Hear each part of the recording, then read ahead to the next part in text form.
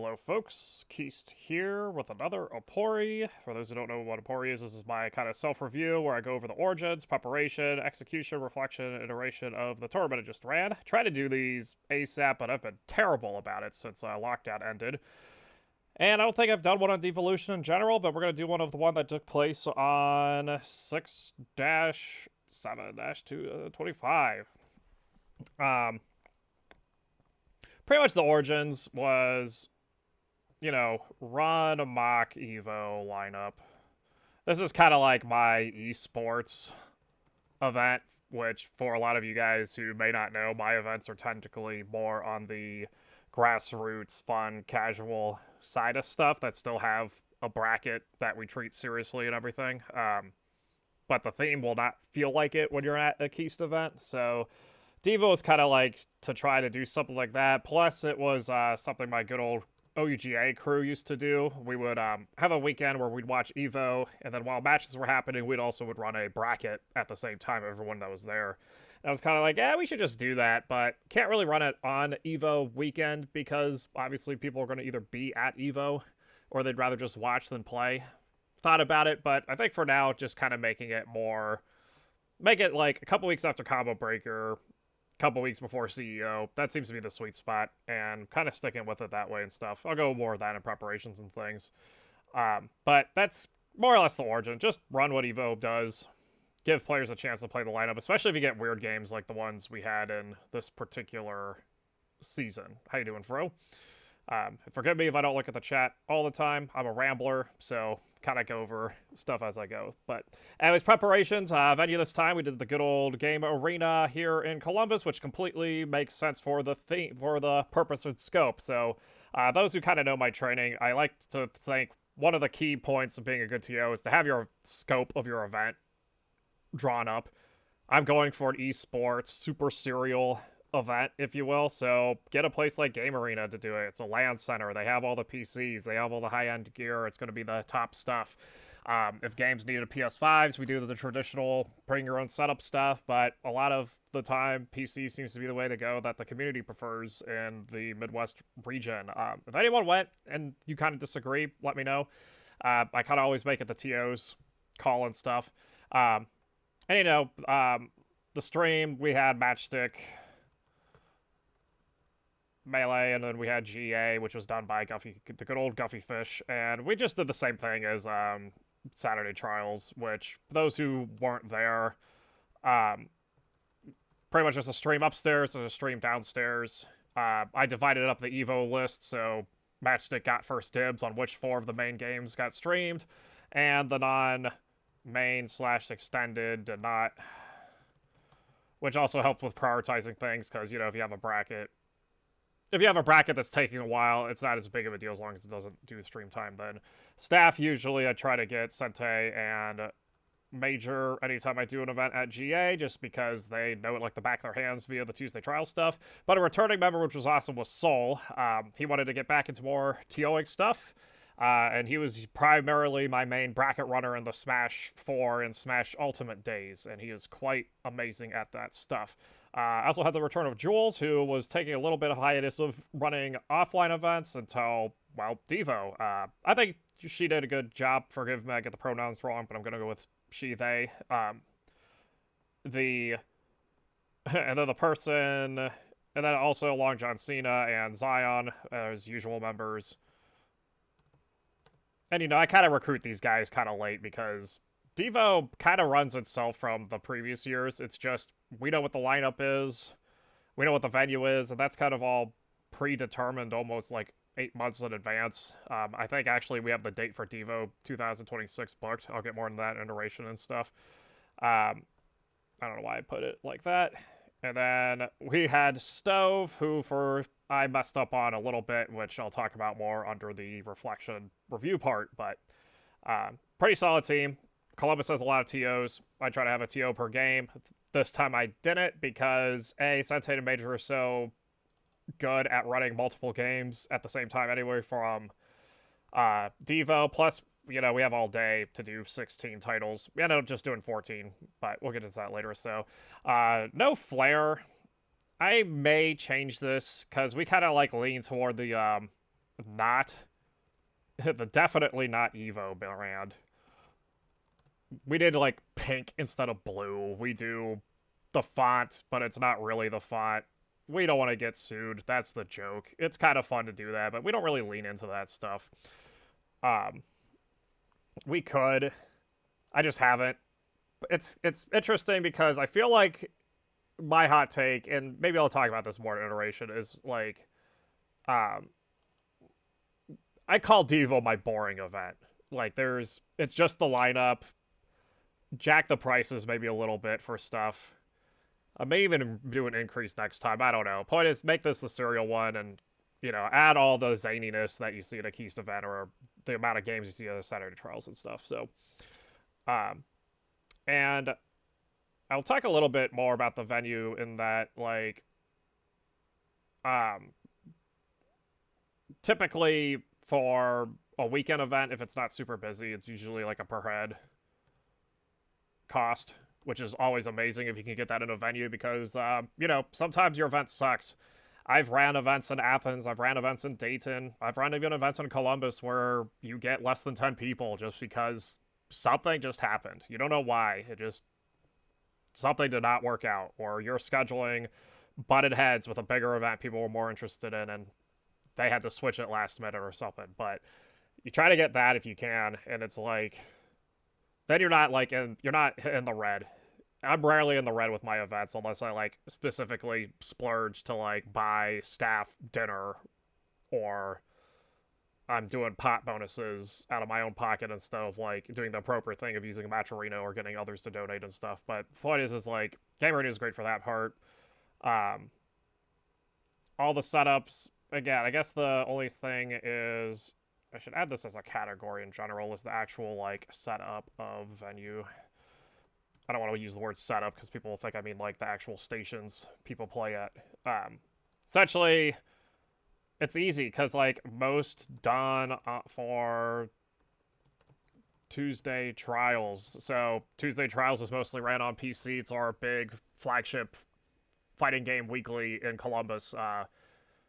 Pretty much you either go to that or Donato's if you're entering the fighting game community for the first time, and then from there we kind of redirect you based on your interests and time and schedule and stuff. But most people are going to Tuesday Trials, especially in the anime fighting game community and the Street Fighter 6 community. But the point is that all the PCs have their master accounts that already have the stuff downloaded, so all Sente and Major have to do is just log onto each PC, make sure it's updated, and boot it.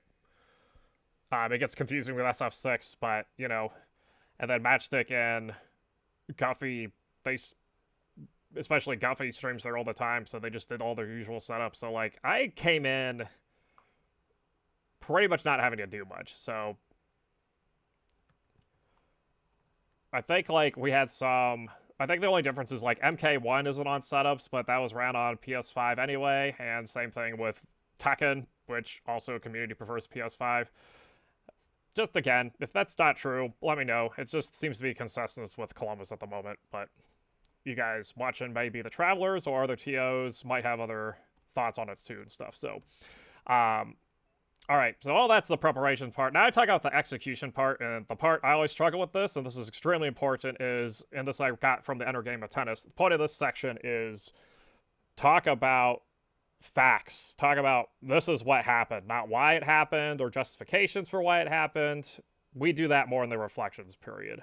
So we'll do that part now. Sorry, I was just kind of switching around to see if anything was in chat. I'll have a Q&A at the end and stuff, and then this will also be on YouTube in case you can't listen to the whole thing and stuff. But I have other ones on my YouTube if you're curious about past events and stuff of what I do here. More or less the same formula. So, yeah, pretty much, oops, not amateur. Yeah, 11 a.m. staff showed. The first thing we did was just, set up the floor, set up first games on PC. Actually, we probably did that technically before setting up on the floor, because this is something that, I call this a cost saver, personally. And it sounds obvious, but it's like, make sure first titles set up first, set remainder during bracket. Because, like, and this is more for, I don't even know who this is advice for. This might be for those who, like, have an hour-to-hour venue kind of a thing. And I even do this at Donato's for during the weeklies. It's like, if I'm late to a Donato's and Tekken's supposed to start in 5 minutes, I just set up Tekken, and then I set up the rest while round one's going. Because as a TO, I'm not doing much while the round one matches are going, which it's not trying to say others are lazy. It's more trying to say they're probably using that time to, like, rest and relax until the next wave of reporting comes or getting a last-minute reg. But you can also use this for setup, especially if you have the staff and stuff. That way, the sooner, because we and just to put in clarity, we did doors open at noon. And I'm not sure what people do these days, but there was definitely a period where it's like, yeah, you got to be there like 2 to 3 hours early. We were just there the one. But with that said, we did have Matchstick stream hiccups. And then the usual late folks delayed bracket, which I try to be stricter on later in the day, but at the beginning, it's like your first events, and people are definitely on the way and stuff. I'll talk more about this with an iteration thing, because it's kind of a problem with that. But then, once Uni and SF6 started, we caught up. Every other game after that point started right at the time on the dot, except for maybe Tekken by... no, Tekken was on time. KOF was 5 minutes because Billy was in the TO was in another match, and I was in another match and couldn't really start it up and thing. Did have some monitor issues. I can't really go into too much with that because it's more of a venue thing. I'll go more reflection, but it's kind of like we had the setups. And then the important thing we did this time is something Soul and I used to do, and I touched on this earlier. We had the Soul reporting station. So a flaw with Game Arena, for those who are not familiar with the venue, take a square, that's your venue, and it's a 2-story venue where half the setups are upstairs on this half, the other half are downstairs on this half.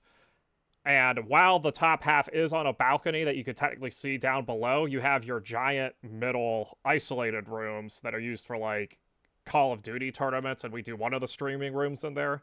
That's all black in the way. You can't really see what's going on.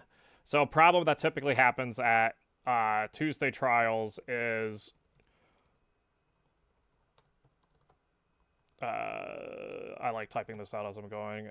Is like... Can't find player. Player can't find TO.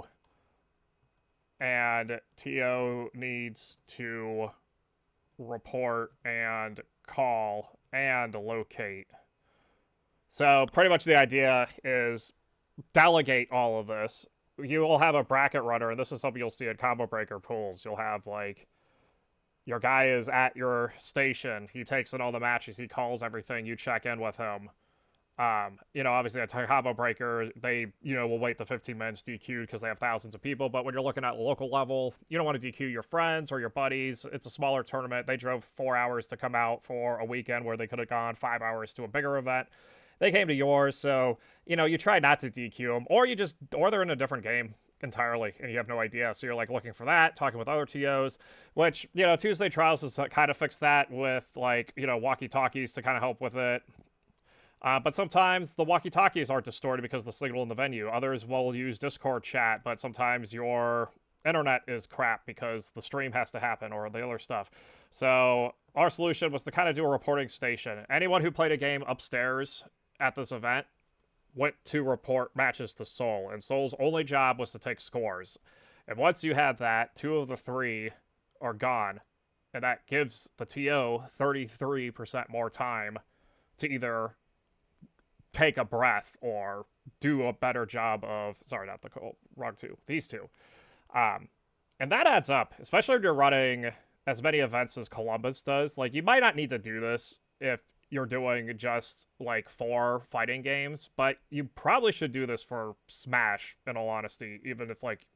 Yeah, even it's Ultimate, it's one game, but I kind of treat Ultimate like it's the the amount of games you have is how many pools you have, because it's almost the same thing.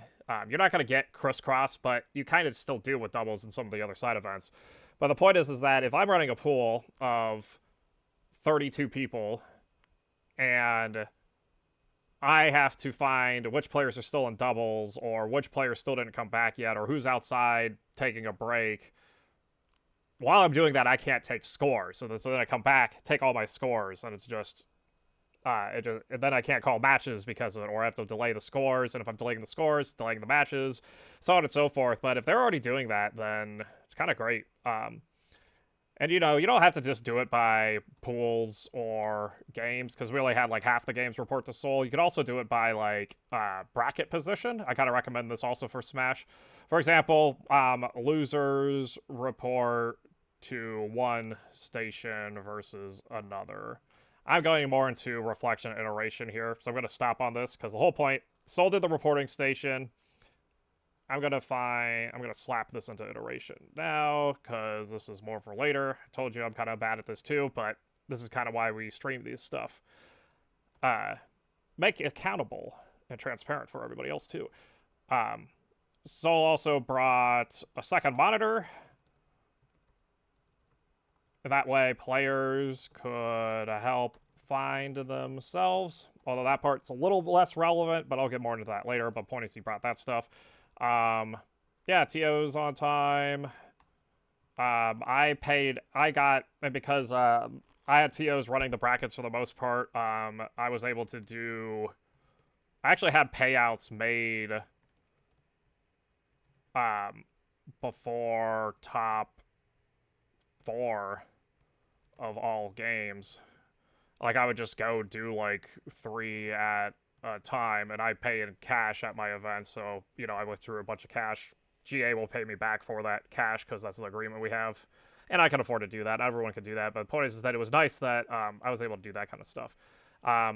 Then MK1, we streamed all of it. This is kind of where we started to bottleneck a little bit, which is 100% of matches. MK1 only had, I'll talk more about that in reflection, but because of this delayed T8 stream due to player conflicts, which this is kind of one of the few times, yeah, we ended at 10:30, goal was 10, but at the same time, players were okay because of more stream time.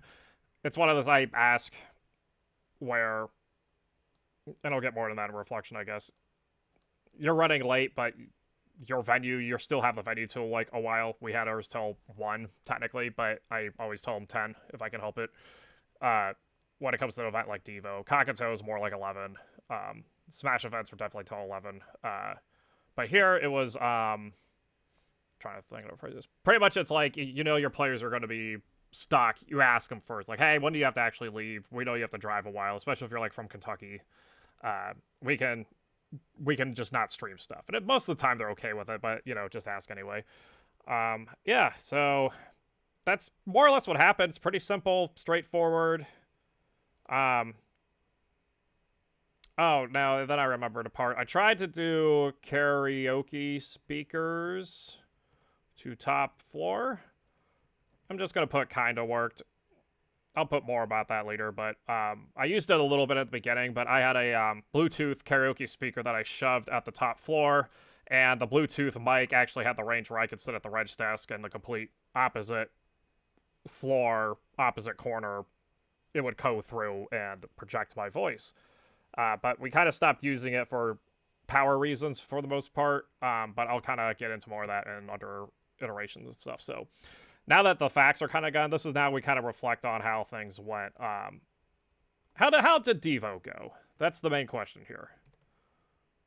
And I rarely give myself an A, but I'm actually giving myself an A- this time. But if I were to give myself an A-, it's like a 90% thing. And this is another fact here, is like accidental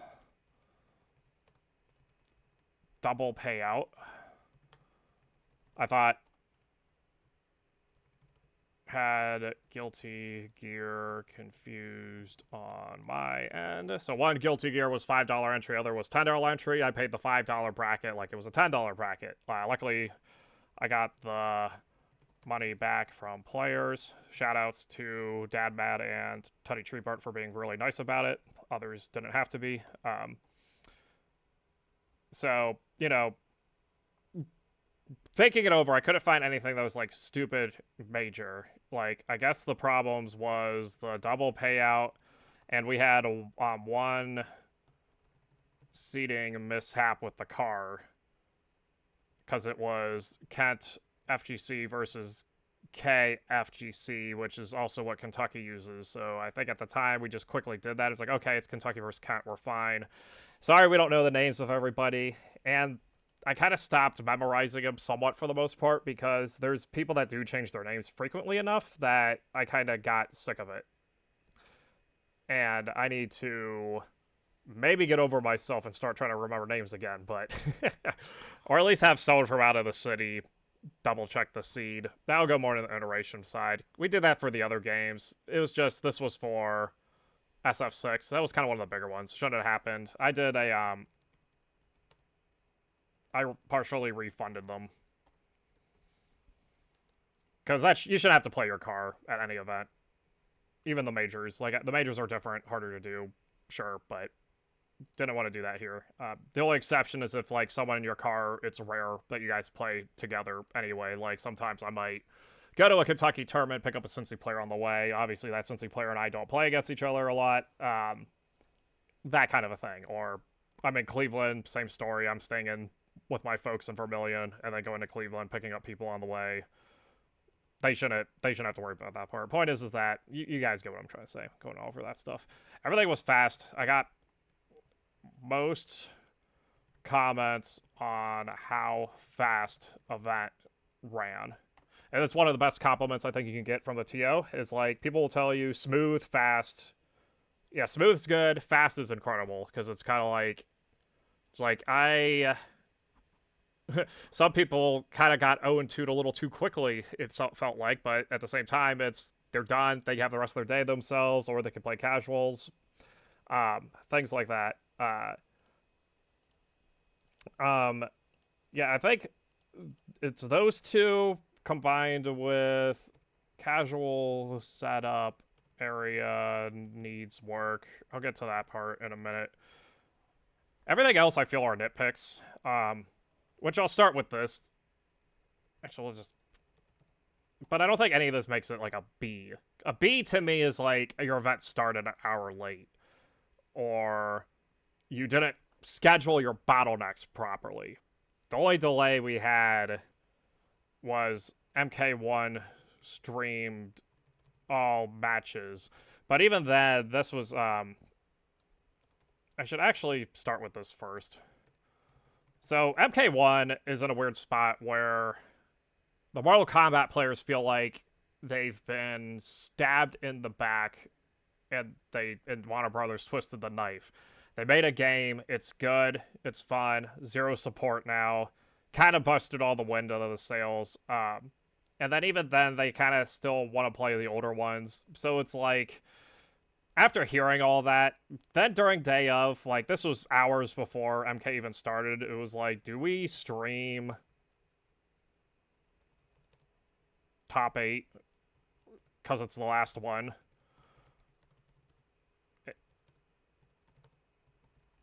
Because, like, our guy is probably going to want to run either, like, MK9 or something from the collection instead for future tournaments.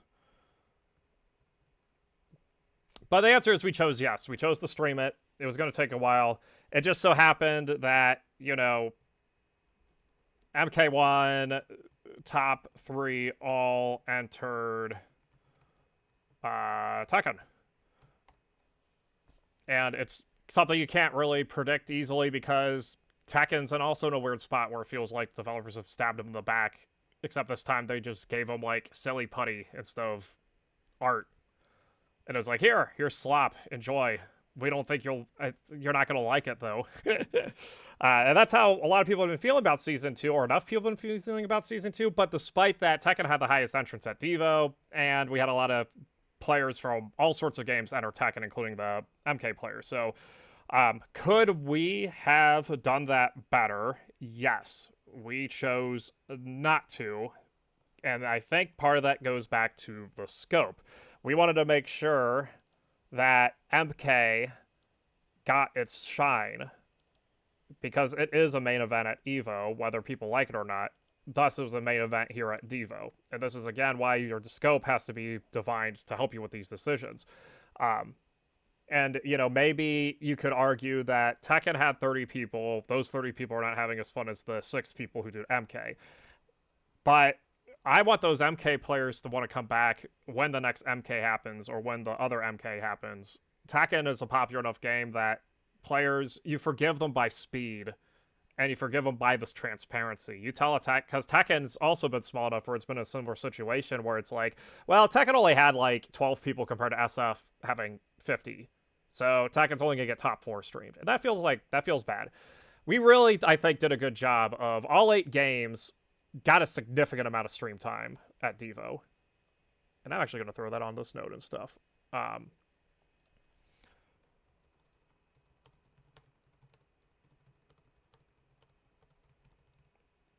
Yeah, I think, I don't know exact time since I wasn't watching, but we got, gosh, I think we did top 6 for every game at minimum. Yeah, Tekken definitely had more than top 6. And so did Grand Blue, and so did VF. Yeah, all of them did, I think. And then some might have done all top 8, but yeah, they all got, I think Guilty Gear did all top 8. They usually do all top 8 at Tuesday Trials. Anyway, so it kind of made sense here. Or not at Tuesday Trials, at Saturday Trials. Yeah, but I think that's still impressive. We were able to run things and schedule it out just kind of perfectly. Games didn't really, besides Tekken with the MK delay. But it's not like Tekken didn't start at 7. Tekken still started on time. I should mention that part. So most of the players got eliminated by the time the thing happened. But might have been able to prevent it if we cheated by starting a little early, but I'll get into that in the iteration phase, because we'll talk more about bottlenecks and stuff. So, again, the Soul reporting was amazing. Let's talk about this a little bit. Like, Sensei, everyone who TO'd upstairs loved it. I recommend people do it if you have the staff for it. Like, I know it kind of sounds redundant, but it does add up, especially when you're doing a multi-game event, especially if you're running low on time and stuff. Trying to think, what was another good review part? Validation stuff went good. Pretty much everything just was so clean. Venue was clean too. Not a lot of trash and stuff, but GA also cleans up things. Parking was fine. Players, like, there weren't really late players. Like, we didn't DQ that many. Actually, I think it was just one, because I refreshed the start.gg page wrong. I thought he checked in, but he didn't. Yeah, and then we did DQ a bit, because something we do that others don't is actually take the time to DQ people. And by DQ, I mean I don't DQ. I should rephrase this. I remove versus DQing for no shows. Do this for 2 reasons. One is no shows didn't pay. This could confuse numbers. If I have say, and I'll just use Fro since he's watching. Say Fro came to the tournament, but then he went to Canes and never came back. That's a DQ. Keist, I go to a tournament, I sign up for a tournament, and I never show up. That's not a DQ because I never showed up. But if you mark them both DQ'd, and the TO marks them as DQ'd, and the head TO then looks at the bracket, they're not going to know the difference unless that TO has time or remembers to tell them, like, hey, it was a no-show, or hey, they didn't pay, kind of a thing. And sometimes you can, at our event, you can check that because start.gg will, say, hey, this person's paid versus not paid. But if you're doing a tournament where you can pay ahead of time, like most events besides mine, you lose that option because they have paid. They just didn't show up. but you don't know they didn't show up. You have the check-ins, but not everybody uses the check-ins. It's that extra step. Makes results look better. It also makes results more true. Like, you get people who win with the DQ versus not. And honestly, most of the time it doesn't affect seeding. The few times it does is more with Smash when it's extremely picky. Because Smash is literally trying to... Smash will argue on 13th through 16th seedings. And while I mostly agree with them, they spend way too much time arguing on 13th through 16th seedings. They might even argue about 17th through 24th place, saying that 18th has to be 18th and so on, and then still try to do the regional thing, and it just takes forever. For those who aren't aware, most games, I think, take 30 minutes per 100 players, I guess. Smash is 1 hour. And I'm rounding up. If you have 30 people, it's like an hour. Because of the regional crap and everything else that they care about more. Especially as you get to that higher number. Maybe I could, like, actually make a formula out of this, but this is more just comparing how much easier it is to seed FGC stuff versus the Smash stuff. And then I guess the one other flaw, this is more, it's hard to say because this game is smaller. Rivals was at this event. People who were at the event didn't know Rivals were at this event. Rivals is part of the Evo list. That's kind of my bad there. But at the same time, Rivals barely comes out for stuff in Ohio as it is. I want to try to run more of it at my bigger stuff, but it's not even doing well at the, like, platform fighter bigger stuff in Ohio. Hard to say on that part. The 3 people that showed up, thank you for coming. I hope you guys had fun with it. I'll try to do better next time it's on Devo or for Kakato and so on. It was just something I didn't even think about because I kind of figured they would be paying attention to it. But in hindsight, why would they? There's no platform fighters at Evo. Why would Rivals be there? And Rivals was there. Let's see. Now you have some class. Maybe you were kidnapped and taken to Canes. Yeah, payouts were good. Blah, blah, blah, blah. Yeah, didn't have any theft attempts like Saturday Trials. Didn't have any people disappeared. Didn't have any, like, food issues. No power issues. We had the, like, monitor flickering on the stream. But even with that, it still didn't really delay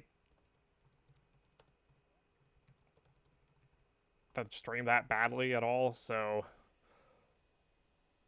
yeah, it's like I'm sitting here scrunched face because I'm like, what went wrong to make this a B+ instead of an A-? And I'm just not thinking about it, thinking of it. Because the advertising, we did the same amount. Maybe you could, okay, let's go with this. If you're a Rivals player, this was a B+, because we failed at advertising.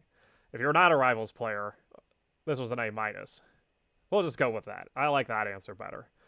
If there was a number in between 89.99 and 90, that's still 90, then that's what this 90% is. It's like some invisible number that doesn't exist kind of a thing.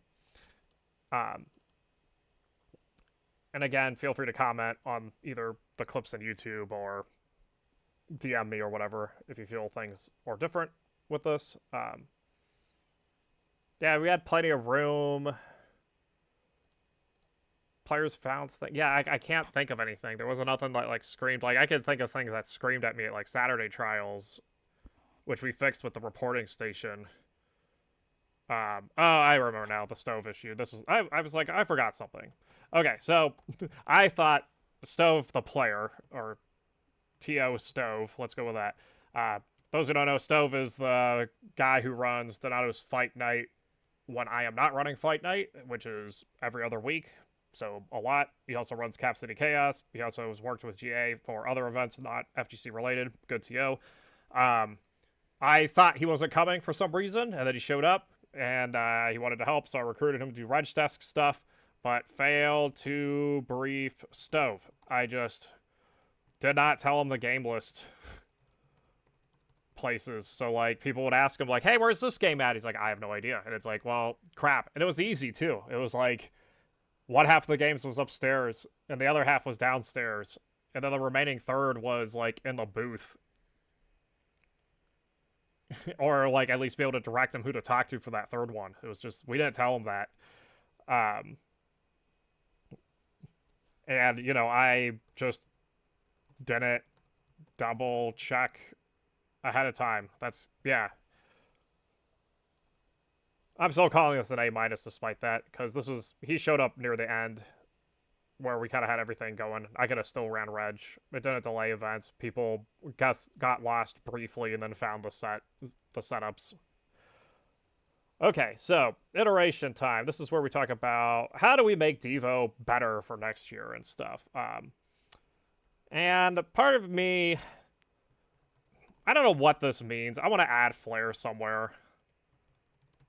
I don't want to do a mystery event that's like a goofy mystery event, because that's not what this is about.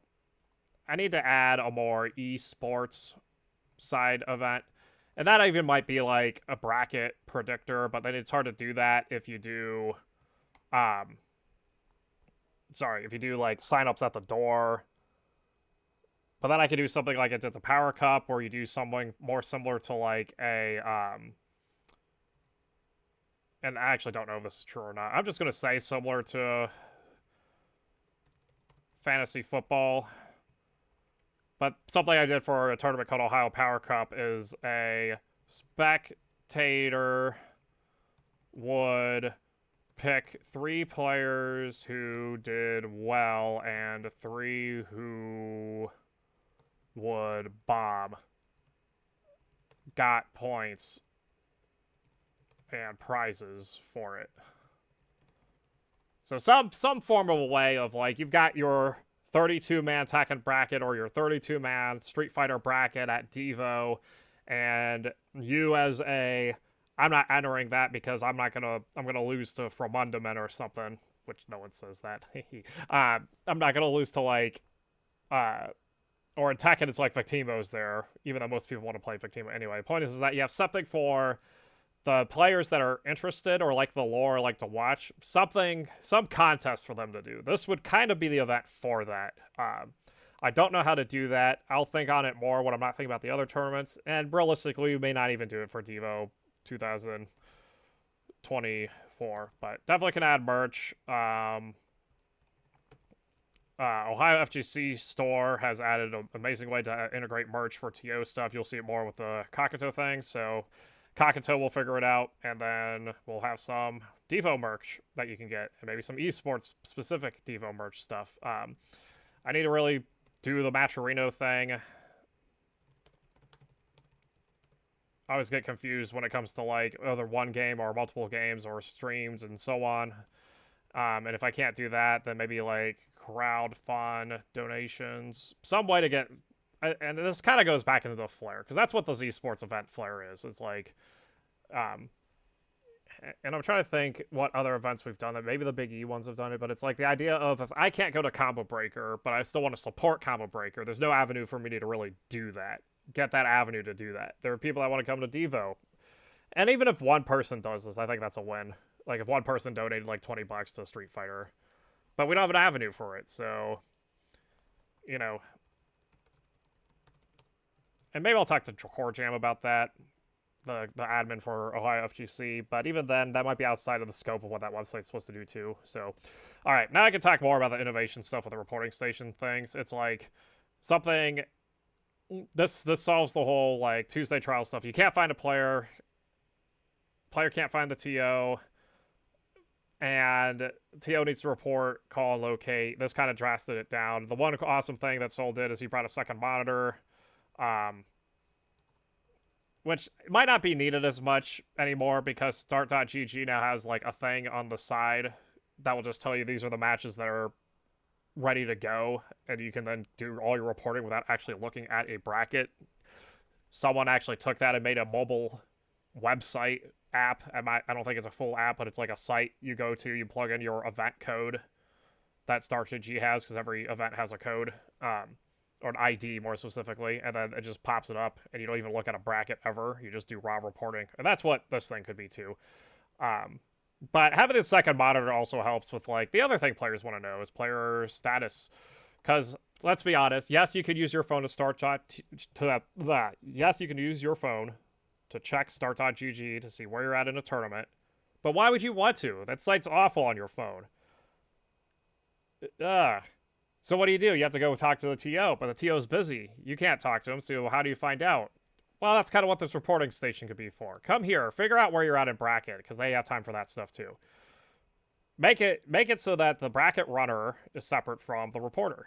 That's kind of the thing we're learning here. And I think not every venue needs to do this. I don't plan on doing this at Kakato, for example, because Kakato is usually a more open space thing, and the scope of it's more festival related anyway. Now, each individual TO could choose to have a reporter guy, but I think for Saturday Trials, and in this venue specifically, where you have a big obstacle, you can't really do that easily, use this thing, especially with all the other tools that they have. But I'm not going to go into because that's a separate thing.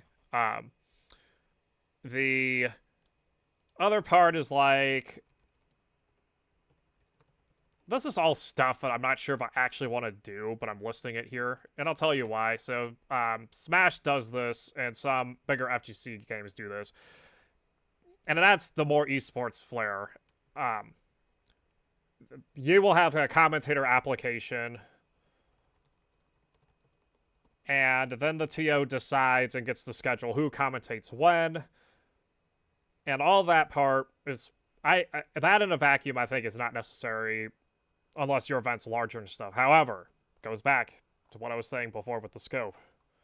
This is supposed to be an esports event, and what's the cool thing that events like Cost does, Central Ohio Smash Tournament, is that they get to advertise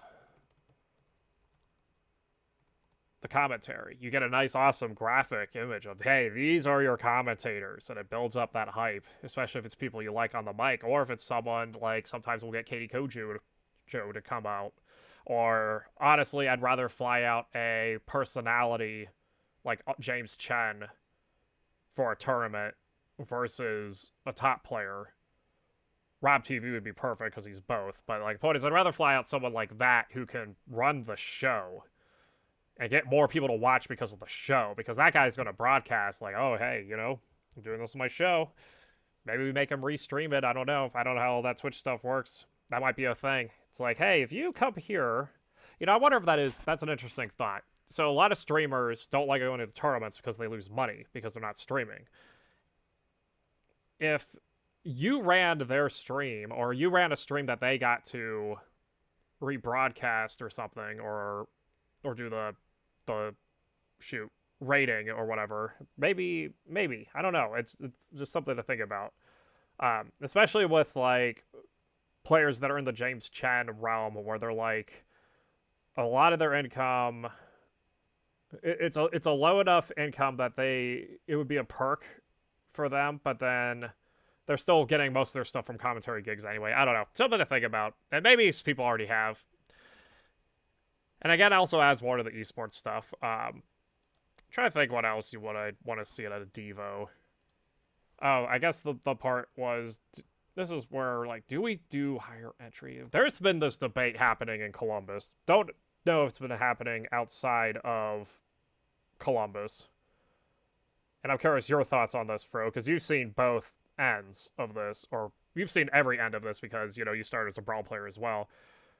So, like, lower entry usually means more players show up, but higher entry means more top players treat seriously and also travel. And it's like, I am happy and grateful Ohio has cheap tournaments. Pretty much, maybe a couple exceptions in Cleveland, or like a big yearly event, are you going to find an event that has like a $20 entry fee. You might get a $25 venue fee depending on where it's at, but that's a different ballgame. I'm talking about Devo, for example, was on average $10 venue, $10 entry, or $5 entry. Is this the time to make this like 20? Or is it the time to make it even like 30? Is it the place to do that? Because again, this is kind of supposed to be running Evo. So does that mean you want the stakes higher because it's like Evo? You're not paying as much as Evo, obviously, but it's interesting. And I don't know if this works because I mentioned scope being extremely important for an event, but equally important is like, what do your players actually want? And while we have tons of events that cater to this crowd, actually every event in Ohio, I would argue, caters to this crowd. They're cheap. They're lower entry. It doesn't cost anything. It barely costs $5 to enter most of the tournaments that happen in Columbus. If it does cost anything, maybe parking, maybe you have to get a drink. And that's like for the weeklies and stuff. Where are our high entry events for the players who want this? And the answer is we don't have that. So if we're trying to cater to everyone in Ohio, do we want an event that does this? And is Devo the event to do it? I'm not sure. Right, and so what Fro's bringing, and something Cincy did is a good compromise, and that's what Fro's mentioning in the chat, which I don't have the chat to explain on the YouTube VODs for those watching it later. But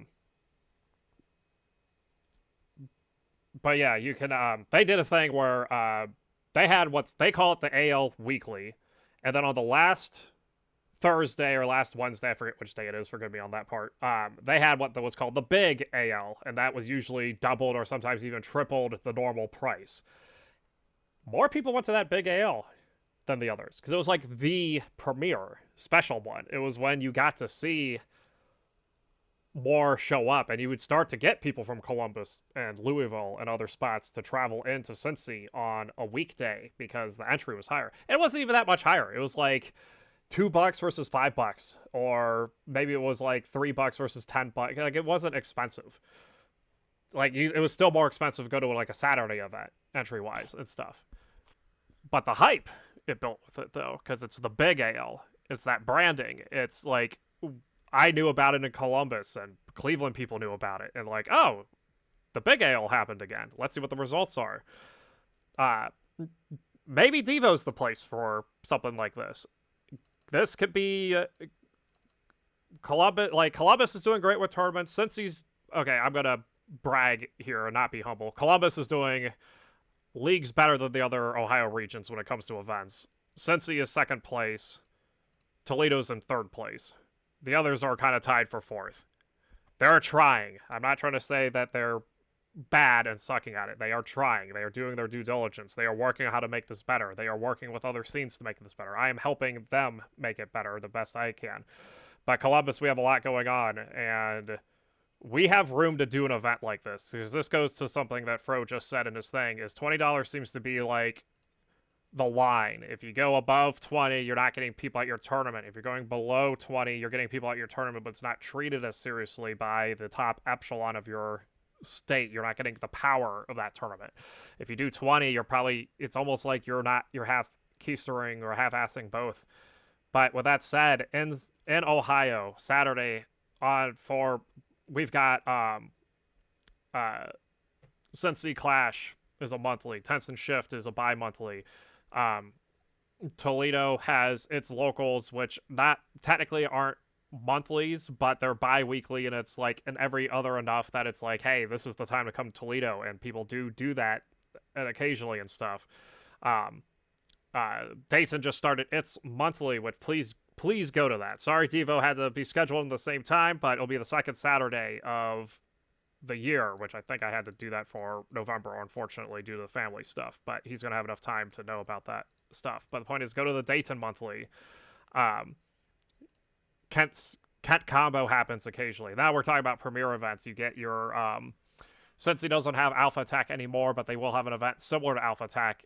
We just don't know what it is. But then Columbus, we have Kakato, we have Saturday Trials, Cap City Chaos we're trying to get back, and then we have Devo. So we have all these, like, regional premier events. Like, the other scenes need to do those regional premier events to get people to show up. Columbus, we get this advantage because we have so many events already. We can do more specialty stuff, and we can take more risks without losing things. I could run, and we've talked about this with some of my buddies, I could run a $50 entry tournament in Columbus and not go in the red, even if only like 8 people showed up, because that's the agreement we've had from doing the years of tournaments with our venues and stuff. So like, we could take this risk. The question is, would you as a player or a TO want to be involved with an event like this, or would you just like the idea of it? I don't know, but maybe Devo's the place where I just kind of slowly raise the price until it is $50 or something. Hard to say. It's, I guess, for those watching later, if the entry fee was doubled, would you have still gone this weekend? And I know the answer for some people is no. Some people do have money issues. Some people can't come during the week because they're working because of said money issues, and this is like their time they can do that kind of stuff. But at the same time, if you do an event like that, you could have, you know, road leading to Devo, get qualifiers, get ways to do discounts. Man, maybe I get enough of a war chest where it's like, you go to enough of your locals or someone else's locals, you get a half off your entry, like I pay for some of it or something. All sorts of things like that. So it's here to think about. And again, I don't think adding, and now that I think about it, a lot of this is under the flare. This is just the little things to make Devo stand out, because this is your third part. No, hold on. It's my 3 points are scope, what does the scene want, and then it's the yeah, your atmosphere. No, it is the third part. Yeah, this is the atmosphere. What I'm trying to do is like make Devo separate from everything else. Like, Devo should feel separate from a Cincy Clash. Cincy Clash 17 should feel different from Cincy Clash 18. And if they don't, it means you failed at your flair. But, you know, and that's what, it's the difference between those who know Keist events can remember past ones. Using Fro as an example, the Oga events are usually more remembered better than the other events because they did something specific. You can remember Nope's monthly The House Tournament series, but you can't differentiate between Nope's monthly 50 versus Nope's monthly 52. It's like because it doesn't have flair.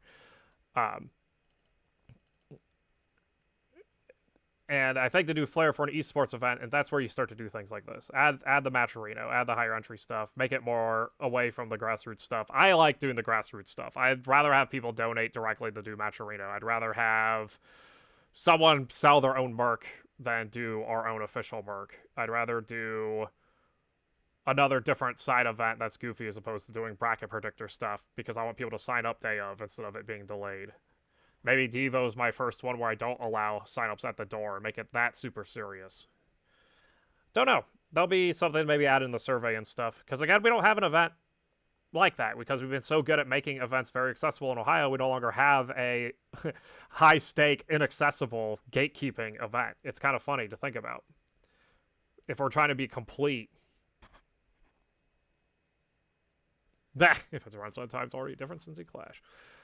I think I have enough to conclude on this. So yeah, this is... Oh, went too far. I use the same spreadsheet for all of my tournaments, so... Yeah, I think this ends it. I got nothing else I can think of. Anyone watching have any questions before I end the VOD and the stream that they want to pick my brain at? And if not, you can always DM me or comment on this when it uploads on YouTube under my channel, just TheKiest's. But overall, the Evo I think was great. Yeah, so Columbus, we deal with multi-game entry extremely well, I think. This ultimately goes with the scope of things, I believe. So for Devo, I actually put a cap. You can only enter 4. And part of that is you deal with the scheduling and stuff. But more importantly with the scheduling is the concept of how you call your bracket matches. And I think the best way to show this is going to be something I cannot show on stream without screwing up the stream. But essentially, you have your... Take your bracket, right? Typically a TO, all of round 1, all of round 2, That way you can get to losers and do all of round 1 losers. Eliminate eliminate a quarter of your players. Get to losers round 2. Eliminate 2/4 of your players. Then go ping pong both. That is considered the fastest way to run a bracket, undeniably. Except in multi-game events, you're not running 1 bracket, you're running 2 brackets. So what happens is when you do that, all your top guys are going to be stuck having to go back and forth. So you kind of run into this conflict thing. You may have noticed that didn't happen at Devo. Or if it did happen at Devo, it didn't really delay things terribly. The exception being MK with the grand final thing, which I do not have a solution to with that part. And I can't predict who's going to enter Tech and who's not. I can't predict when a player is getting to grand finals and when they aren't, because I don't know that. It's biased to think if you do know that. What you do is you do something I call control bottlenecking. If you look at a bracket and it's done right, it looks like it's just going in a wave like this. Whereas if you do a bottleneck, it looks like a zigzag, right? You have like, say, Fro, you're the one you're playing your way. You haven't even done your game 1 in Street Fighter because you're off to something else, right? Yeah, Squall's a great example. I forgot sometimes, halfway through the event, I forgot he was even there because he was not delaying stuff. Like, that's how crazy it was with this, right? So what you do, we'll use Squall as the example. All right, Squall's in, say, Guilty Gear, and Street Fighter is already happening, or is about to happen at the same time. So step 1 in this is you do not put 2 games at the exact same time. You'll notice that each game was split up at half-hour intervals, where it's easier to say, hey, the Uni and SF6 start at 1 o'clock. We don't do that on purpose. We split it for 2 reasons. 1, it's easier for the players. 3 reasons. 2, it's easier for the main TO, because it's like, okay, just get Uni started and then SF6. We could have just put them together, even though, because like they're at different places in the room anyway. So why not just start them at the same time? I don't have to. The organizer also doesn't have to yell out the matches. I don't have to take turns in between the other guy and yell at the other person. I just get to call all of Uni, then all of SF6. What then happens is in a bottleneck. Going back to my diagram here. If a bottleneck happens where Squall holds up the bracket because he hasn't even played a Uni match yet, then the bracket's going to look all complete and almost look like a mountain, right? With like a cliff where there's just a stream of matches that have to be done. That's a bottleneck, right? So I do something called controlled bottlenecking, where you actually purposely make a bottleneck happen because it's going to happen anyway, but you do it with your other event so that it kind of almost becomes like a puzzle piece. The idea is that if one bracket looks like this hand and the other bracket looks like, I can do this with my right hand, I swear, looks like this, but if you actually combined both, it kind of snaps into place. Whereas if you did the whole left, right thing, you get that gap in between of like matches that can't be run. So in other words, so now to put this into actual terms of how we do this, Squalls and Uni, instead of calling all the matches down here, we call all the matches Squall is related to. We do it with the goal to get him as far as possible. But you can also do this with players that are bad. Say, I'm in Uni, and I'm also in Street Fighter. Instead, I see my matches here. Instead of running these next, I do my next winners if I win. Or I do my next losers immediately. You get me eliminated ASAP. It creates a bottleneck where my part gets done first, but the rest of the tournament gets to catch up while I'm off playing the other game, which was going to happen anyway, but you get to pick when the time happens. Because while that happens at SF6, where I'm doing all my matches first, we're taking you, Fro. Let's say, I forget what other game you enter. Let's pretend City of the Wolves for sake of argument. You're in City of the Wolves in SF6. You don't even play an SF6 match. You're doing all your City of the Worlds matches. And then when it finally comes to the point where you've won all you're going to win, and I've been eliminated, we switch. I now play my City of the Wolves matches, and you're now playing your SF6 matches. And if you do this right, you're always using all your setups.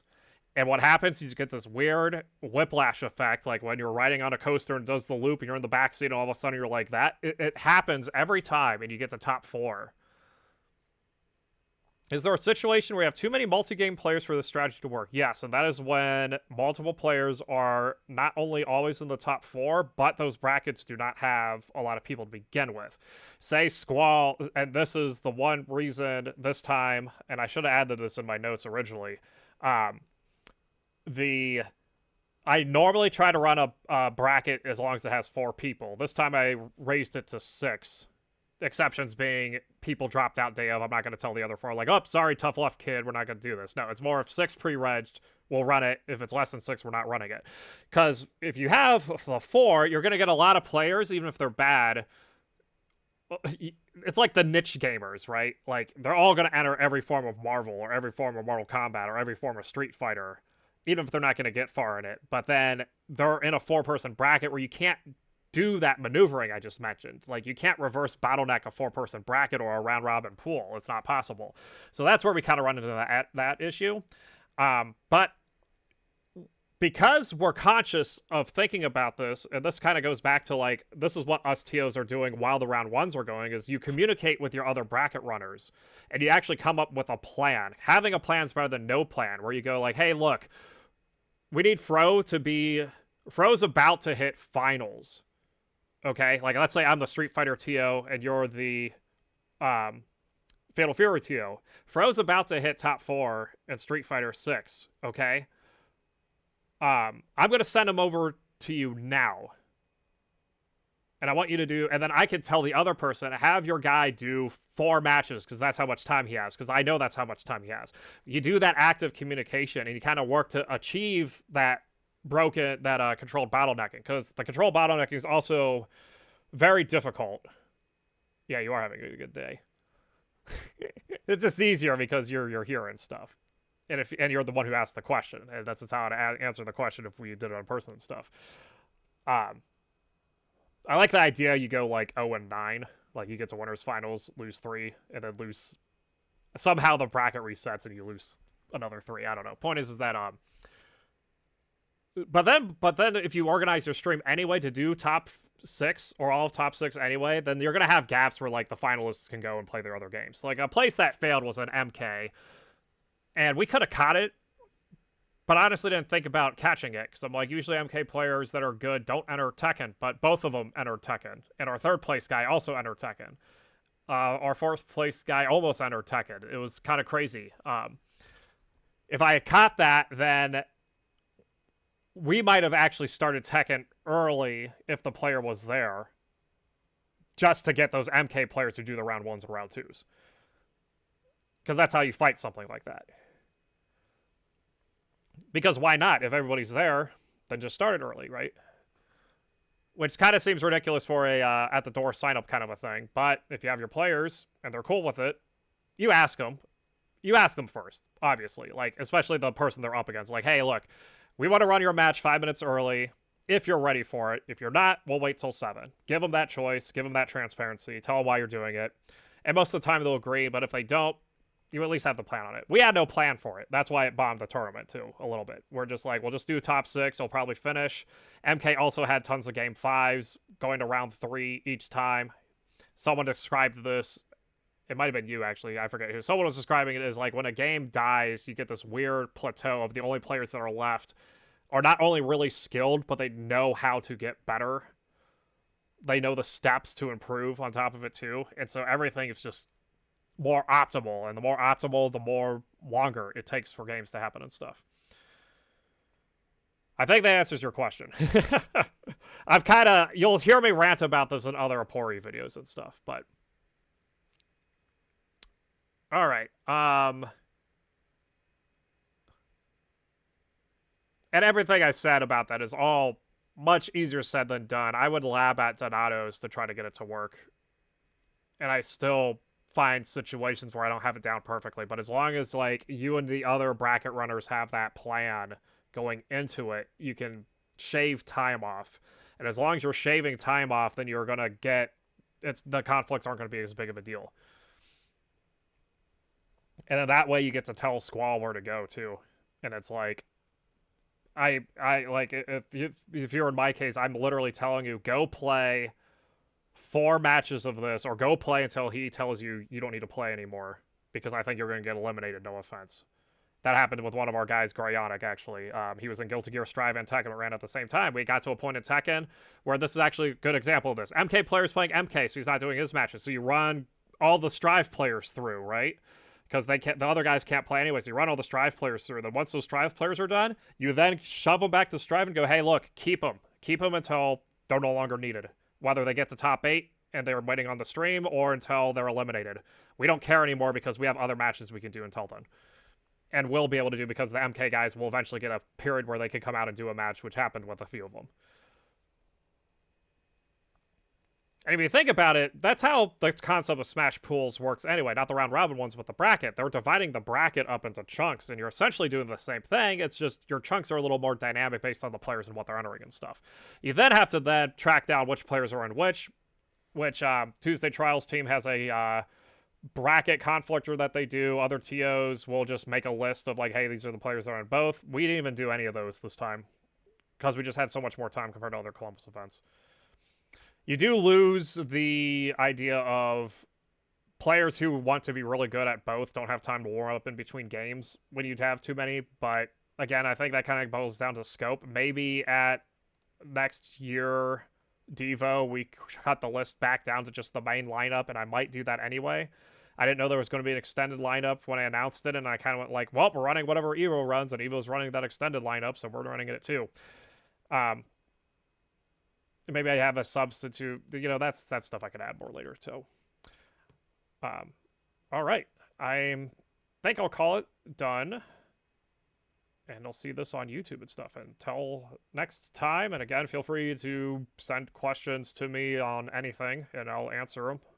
Or I can chat with you on Discord chat, doesn't matter, or phone and stuff. You have a good day, Fro, and whoever else was watching. I think the other view is just my restream bot, so. All right, and